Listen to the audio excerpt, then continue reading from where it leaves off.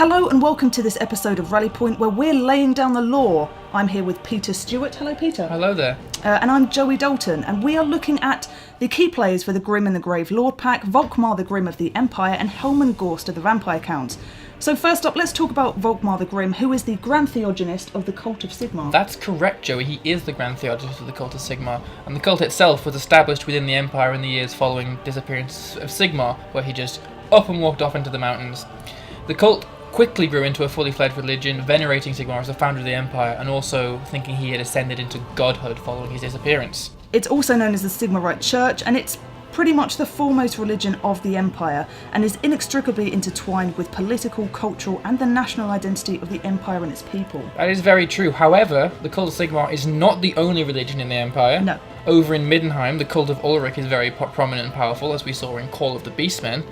So on occasion, Volkmar and the Cult of Sigmar must fight for their beliefs, and you'll see this in Volkmar's quest battle for the Staff of Command, where he goes head-to-head with the Cult of Ulrich to assert his dominance. The Grand Theogonist of the Cult of Sigmar is regarded as Sigmar's representative, and as a result has great religious and political influence within the Empire.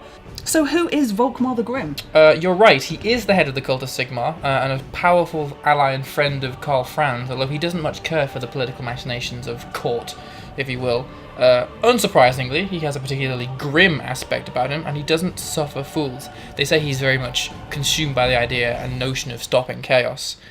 He has a starring role in The Grim and the Grave, as we know, and can mount the War Altar of Sigmar, which is an amazing chariot mount. It's gorgeous. That he just kind of rides into battle.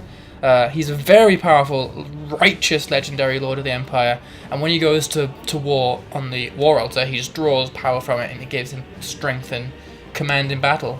And for an elderly fellow, he does pretty well in combat. He does, extremely well in combat. So on the Vampire Count side, we have Helman Ghorst, and he has a really sad tale. He was a farrier in Sylvania, and the youngest of 5 children, and, you know, ultimately he was a good man. Bit of a thrill seeker, good man though. He used to earn some extra gold as a messenger, but returned from one of his trips to discover his father and siblings had died from the plague of blue roses, which is a type of fungal plague. Not fun.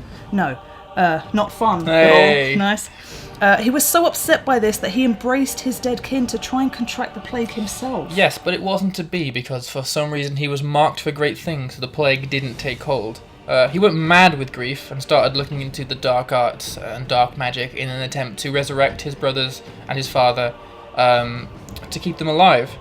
But this was discovered by the witch hunters, and so he had to flee with the bodies of his family into Sylvania, where he encountered Manfred von Karstein. Helman now travels Sylvania in a corpse cart carried along by his dead brothers, trying to find a cure for them, which is not fun, a bit grim.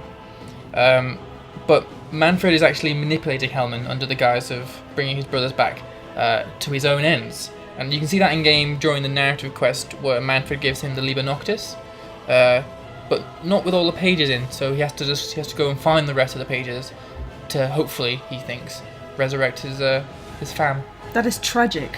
So which character do you like best? Team Grim or Team Grave? Peter? I'm going to have to go with Team Grave on this one, Joey. Awful choice. I'm Team Grim. Please tell us which team you are in the comments down below. That is all for this episode of Laying Down the Law. Like and subscribe to this channel for some battle gameplay coming very soon.